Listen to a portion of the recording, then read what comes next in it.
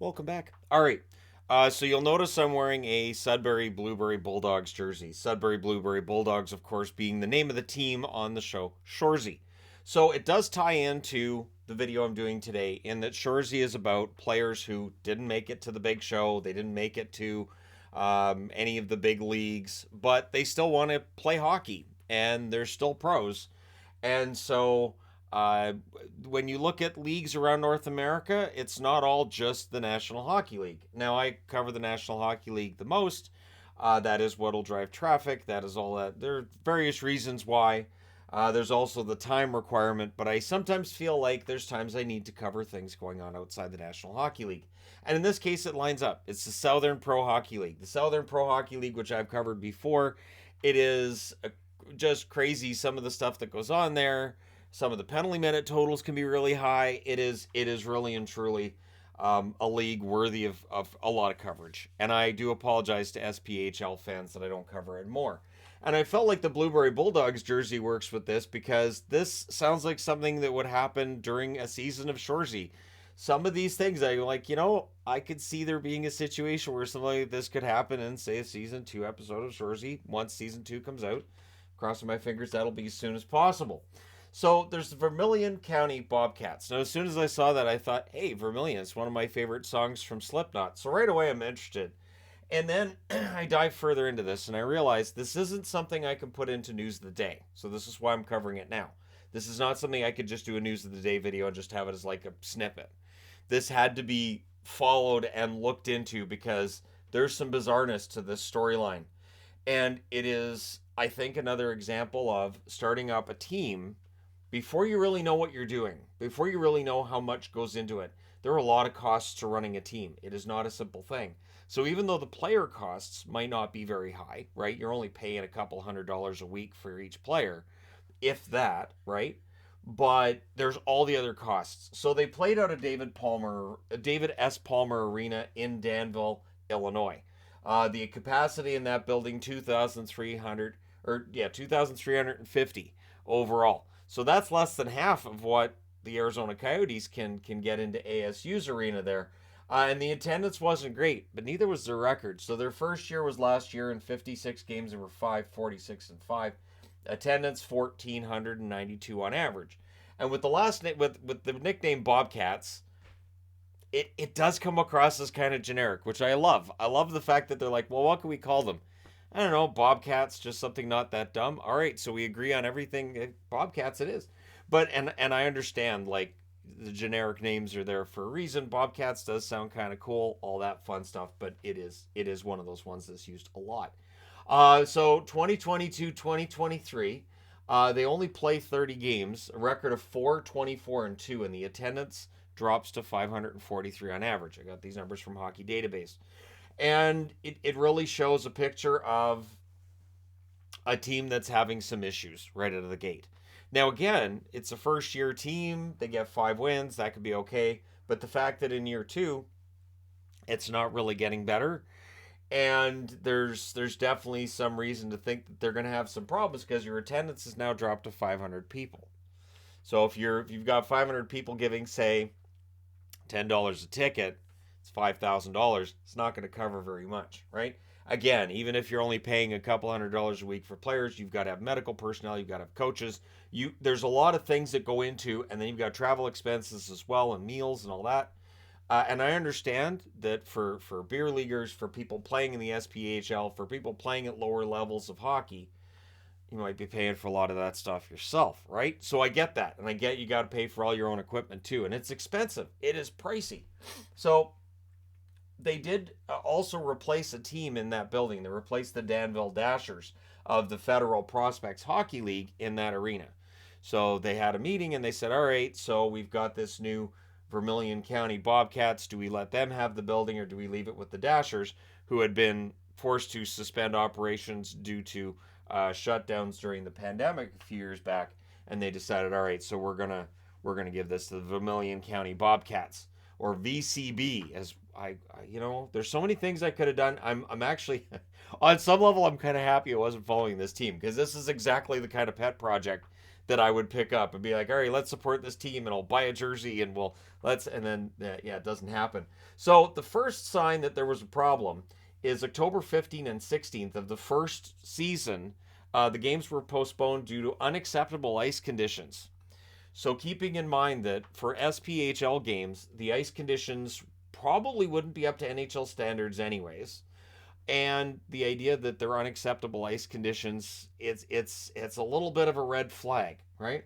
So we get up to this year's February 5th, but I want to jump around the board a little bit here. So the owner's Ellen Tully, and she has decided to fold the team based on what we're going to go through here.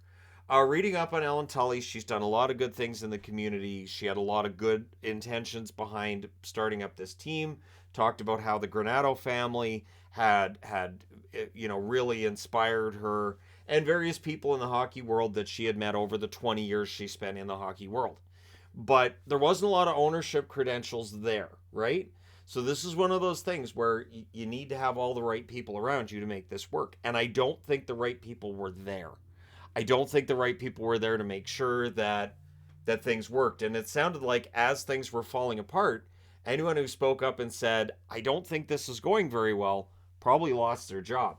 So February 5th, the game against Quad City, they end up forfeiting. Prior to this, the SPHL, knowing the team was having trouble, delayed 2 of their games and sent the Peoria Rivermen in their place. Now, Peoria's got its own problems after this season as well, and that's something I'll be discussing in another video too at a later date. But I want to get into this because this is the immediate situation in Danville, which is just amazing. So the warning signs were there. There was inadequate medical personnel on site for games, and I can't tell you how terrifying that would be. I would think to coaches. I would think to if your family, you're in attendance, you're watching, if you know there isn't adequate medical professionals on site. So if something happens, and we've seen scary things happen in games, and that's not restricted to the National Hockey League, and it's more dangerous in this scenario. Remember, there's only a few hundred people in attendance. The odds of there being a doctor in attendance probably not that good. And so if somebody ends up with a skate cut, if something like that is to take place, is there somebody there who's able to handle it? And that's a real concern. And so that's one of those warning signs that were out there. So on February the 5th, Quad City, they arrive for the game. They go out on the ice. There's no sign of Danville. None. So the referee goes to center ice because I guess we're going to do this and gives them a 2-minute delay of game penalty and then a 10-minute misconduct. And then they forfeit. It is the weirdest thing. I cannot imagine a scenario in the NHL where one team isn't there. There are no players, no coaches present. They go, all right, well, we'll go out on the ice. We'll skate around. We'll do the warm-ups. And we'll get to center ice. And we'll wait and see. It's not wrestling. It's not like 9.5 seconds in they come storming in. It's not. You're not going to get a run in. So it is the weirdest thing that I can imagine. And so the clips of the referee out at center ice and there only being one team, those clips have gone viral because has that ever happened? I can't remember a time that's ever happened. Yes, there have been forfeits. Yes, there have been games where due to weather, a team may not be able to make it, or both teams can't make it or can't hold the game. I cannot remember a time ever where I've seen a league say, all right, you go out to center ice, you get ready to drop the puck, we'll see if anybody shows up. So it's a shame there wasn't anybody in the crowd with like the equipment and sticks and stuff, because really could have used a player at that point. So there's a nice thing about this. So there's nobody there for Danville, and so the game's a forfeit. Now, this was a specialty night for Vermilion County, for the Bobcats, in that the plan was that after the game, the fans would skate with the players. This is a good idea. This is something every team at every league level, everywhere should do. To have that connection between fans and the players, have them go out and skate around with the players. I would personally love to do that myself, to be honest. I think that would be fantastic to be able to skate around. Even here in Abbotsford, I'd go out on the ice, skate around with the Canucks. Sure.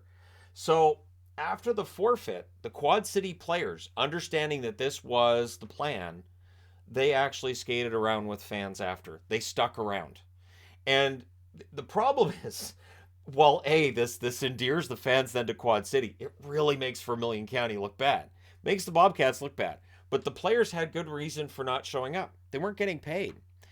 People in the organization weren't getting paid, and this was the drip, drip, drip that had been going on for a while. That now just kind of boils over. So players aren't getting paid, and this is just bonkers. GM speaks out and says, "Look, things aren't going well here," so he gets fired because he's basically saying, "Look, guys aren't getting paid. This isn't going well." The next day, after seeing the GM get fired, the coach quits. It's like, oh, I'm out of here. So now you don't have a coach, you don't have a GM, you still have a team. I don't understand what the Southern Pro League didn't just step in at this point and go, okay, we need to figure this out. January 30th, the play-by-play announcer quits. So now, now you don't have a coach, you don't have a GM, and when the game's on, you're kind of on your own. January 30th, the trainer quits. All right, sure. So the team was down to 8 forwards at this point, just on the entire roster. And they were probably just there because they were holding out hope that their paycheck would show up. It didn't. In the final week that this team exists, the only people who are employed are the owner, because she owns it, and the equipment manager. And that's it. Now, unless the equipment manager can play goalie, defense, and forward, odds are you don't have a team. And it is the wildest thing that I can remember in hockey. And immediately I was like, man, you could make a movie out of this, but nobody would believe it was real. People like you'd have to have like Will Ferrell would have to be in it. It'd have to be it'd have to be one of those kinds of shows. Seth Rogen would have to be one of the hockey players. Like I don't know how you would do this and make it at all realistic because it just seems bonkers. And then you get into the fact that the team was 9-70-7. Just the ineptitude on and off the ice is ridiculous when it comes to this team. And they went through 10 coaches. 10. They played 104 games. 104 games this team played, and they went through 10 coaches. They had already gone into their second coach before their first game because in 2021 there were still travel restrictions between Canada and the US. They had hired a Canadian coach and he couldn't get down there. So that happened. It is the most bonkers storyline I can remember with a team. Like we talk about the Trashers and the wonders that we saw with the Trashers documentary on Netflix. And the Trashers is a really, fun little story. This is just it's a tragedy. There's definitely a almost darkly comedic side to it. How does this happen?